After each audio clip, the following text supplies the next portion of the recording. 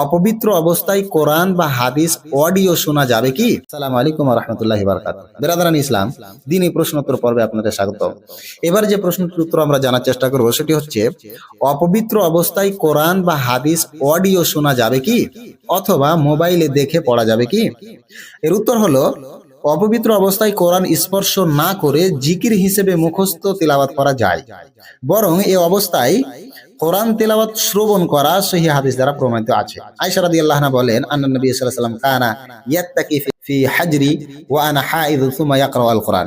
অর্থাৎ নবী সাল্লাল্লাহু আলাইহি ওয়াসাল্লাম আমার কোলে হিলান দিয়ে কোরআন তেলাওয়াত করতেন, আর তখন আমি ঋতুবতী অবস্থায় ছিলাম, অপবিত্র অবস্থায় ছিলাম। সহিহ বুখারী হাদিস নম্বর 297, সহিহ মুসলিম হাদিস নম্বর 301। সুতরাং ঋতুবতী মহিলারা কোরআন তেলাওয়াত করতে পারবে না, এই মর্মে স্পষ্ট কোনো দলিল নেই। শেখুল ইসলাম ইবনে তাইমিয়া রাহিমাহুল্লাহ বলেন, লাইসা ফি মানইল হাইদ মিনাল কিরাআতি নুসুসুন সরিহাতুন সহিহা। অর্থাৎ ঋতুবতী নারীদের কোরআন তেলাওয়াত করা যাবে না, এই মর্মে কোনো স্পষ্ট সহিহ দলিল নেই। ফাতাওয়াল ইসলাম সওয়াল জবাব, প্রশ্ন নম্বর 2564। আম্মা আয়েশা রাদিয়াল্লাহু তাআলা আনহা আরো বলেন, কানা রাসূলুল্লাহ সাল্লাল্লাহু আলাইহি ওয়াসাল্লাম ইয়াযকুরুল্লাহ আযজা ওয়া জাল্লা আলা কুল্লি আহইয়ানিহি। অর্থাৎ রাসূল সাল্লাল্লাহু আলাইহি ওয়াসাল্লাম সর্ব অবস্থায় সর্বশক্তিমান আল্লাহর জিকির আজকারে নিয়োজিত থাকতেন। সহিহ বুখারী হাদিস নম্বর 334। এই হাদিস প্রমাণ করে যে নবী সাল্লাল্লাহু আলাইহি ওয়াসাল্লাম পবিত্র অপবিত্র ওযু অবস্থায় অথবা ওযুবিহীন অবস্থাতেই বসে, দাঁড়িয়ে, হেলান দিয়ে, হাঁটা ও আরোহী সকল অবস্থাতে আল্লাহর জিকির আজকার করতেন। এখানে জিকির কথাটি আম তথা ব্যাপক অর্থবোধক, যা তাসবিহ, তাহলিল, তাকবীর, তাহমিদ, ইস্তিগফার, দুরুদ সকল প্রকার জিকির শামিল করে।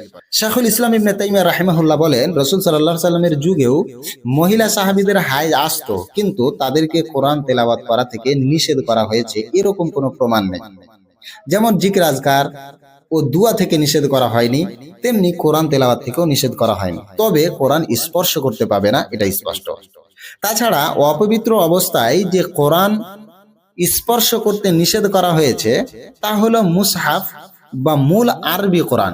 মাজমু ফাতাওয়া ইবনে তাইমিয়া 21 নম্বর খণ্ড 460 নম্বর পৃষ্ঠা।